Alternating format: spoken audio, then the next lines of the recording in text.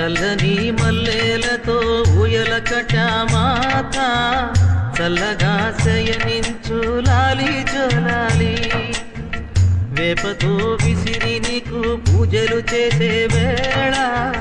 తల్లిరో నిదురించు లాలి జోలాలి